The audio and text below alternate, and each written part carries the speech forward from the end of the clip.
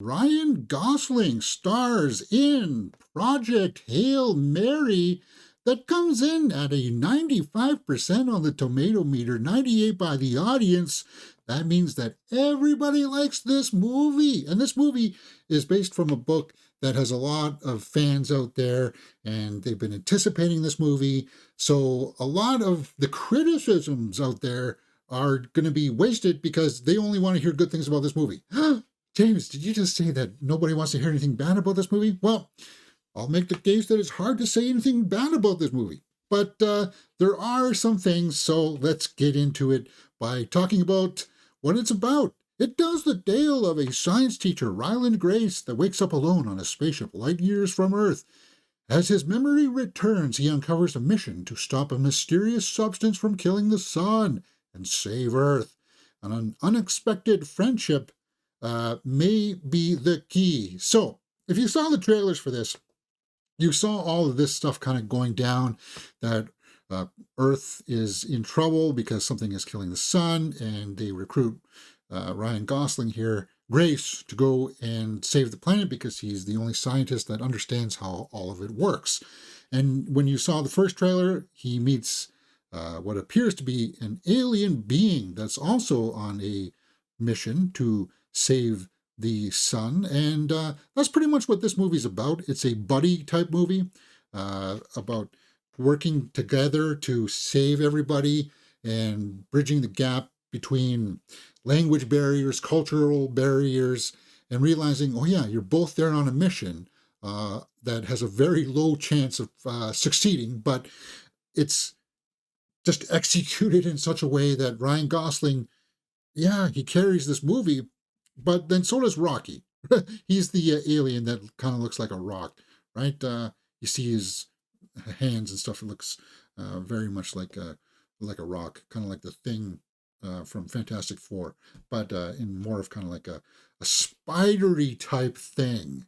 Now, I don't know if we've ever seen a movie like that before, where a guy's lost in space and encounters a being that helps him survive that could be, well, a little bit spidery. I'm looking at you, Spaceman, on Netflix with Adam Sandler. I know people are going to hate me for making that comparison, but I was one of the few people that actually watched that movie. And it's got some similarities, but this one's more of a mix. Hail Mary's more of a mix between Spaceman and Interstellar, right? They're on a mission to save Earth. And it's, as I said, it's much more of a buddy movie. And if you can buy into that, then you're going to love this movie. So if you're a fan of the book, you're going to love this movie. If you're a fan of this whole concept, you're going to love this movie. If you are a fan of sci-fi, I think you'll like this movie. If you are a fan of Ryan Gosling, you're going to like this movie. So is there anything bad that I was alluding to that is that could be said as a criticism? I know that you guys don't want to hear it, but it's long. It's 2 hours and 36 minutes. And I think this is going to be one of those movies that people just need to take a breath on.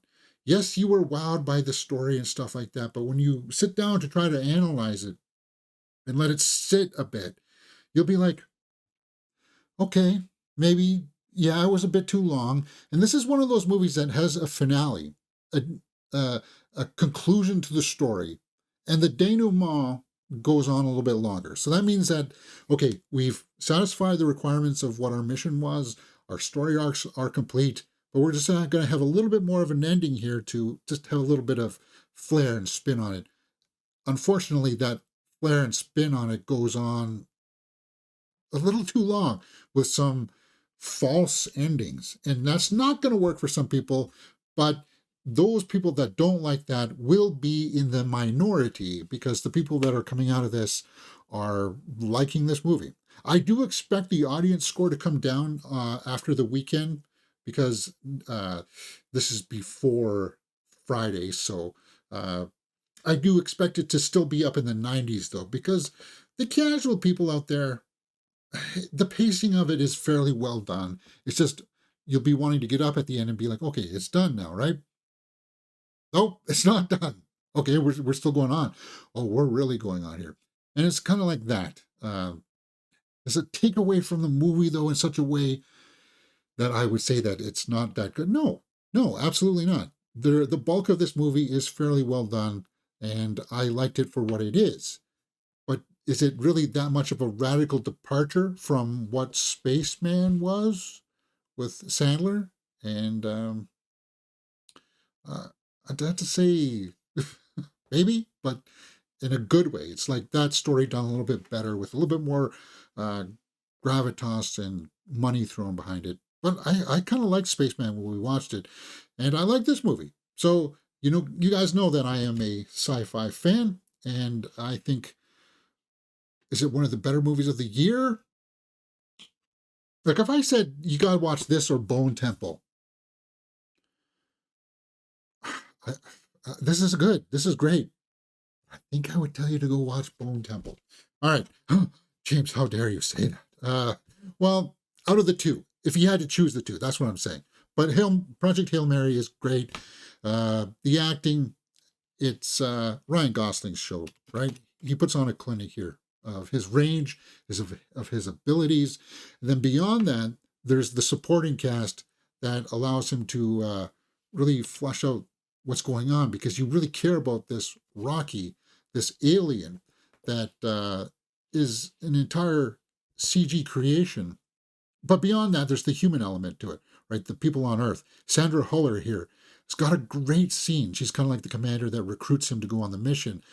And there's a scene in here where we do take a sidestep here, and she does a karaoke scene, and it's just like it made me feel it in here, man.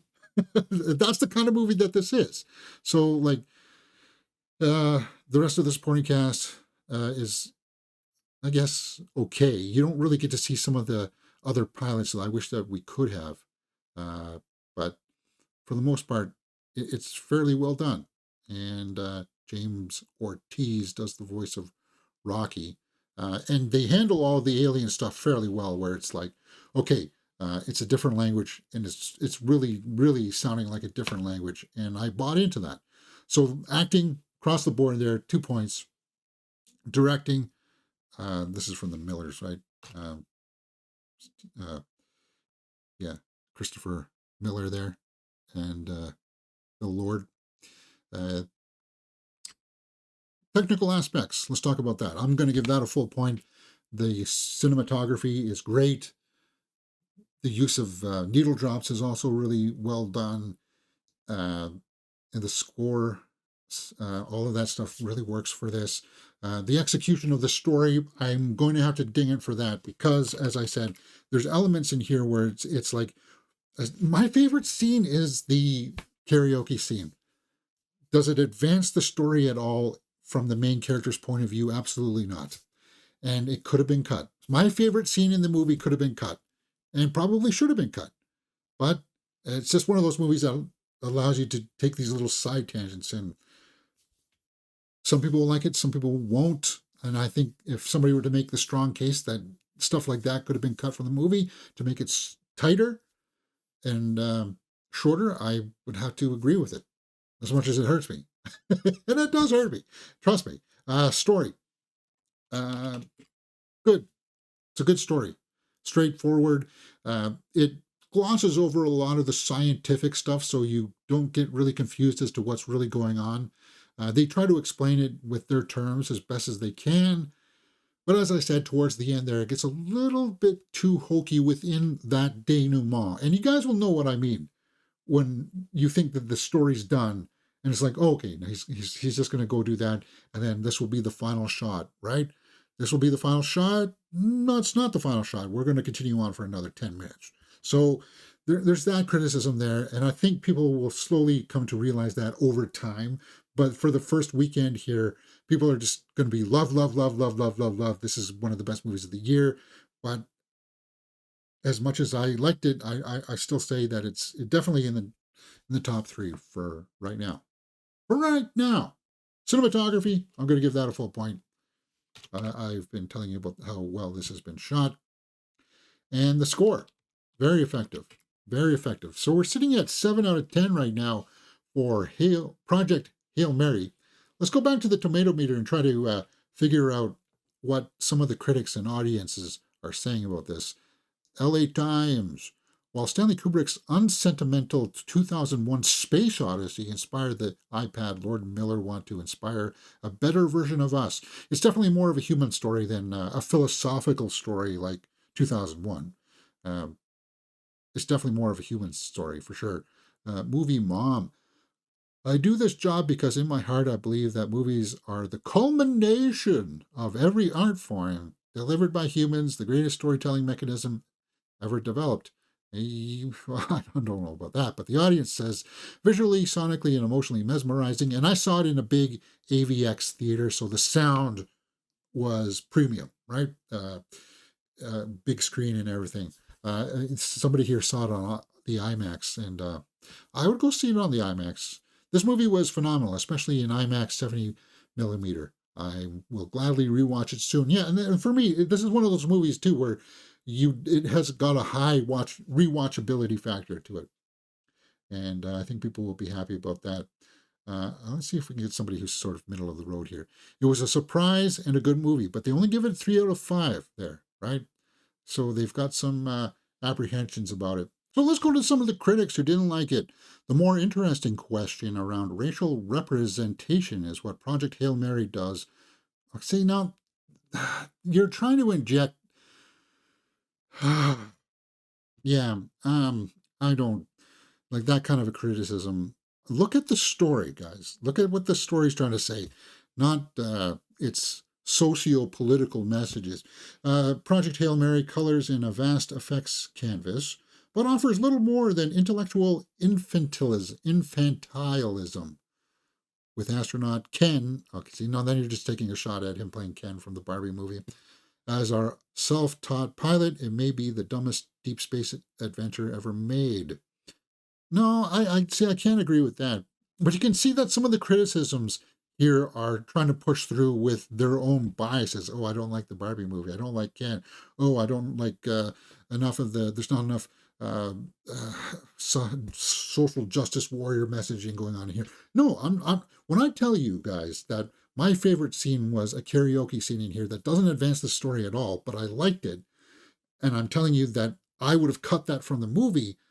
I'm telling you that because I understand story pacing and structure and whimsy, and the karaoke scene is whimsy, but it adds heart to it. And as much as I love that scene. I can understand that cutting that out would make the movie a little bit tighter. I can understand that. I'm not coming at it from a perspective of, oh, it's Ken from Barbie. I'm not hating on it because of that. I'm not even hating on it. I'm just saying that there's some things that could have been done to make it a little bit tighter. But as I said, I like this movie and it's got a high rewatchability factor. So with that being said, let's wrap this up by looking at the watchability factor. If you saw the trailers, if you read the book, you definitely want to check this out because you want to see what they did with it. And I would watch it again. Yeah, I would totally watch it again. And I think it's totally worth owning. So I'm sitting at a 9 out of 10 for Project Hail Mary, and I feel pretty good about that. Um, it could be an 8.5, but 9 I think is the ballpark that I'm gonna say yeah. Yeah. 9 out of 10 for Project Hail Mary. All right, guys, what did you guys think? Let me know in the comments below, and we will talk about it. Hey, if you like this kind of thing, come join us because we will be talking about Ready or Not 2, Here I Come, right here on Mirror Domains.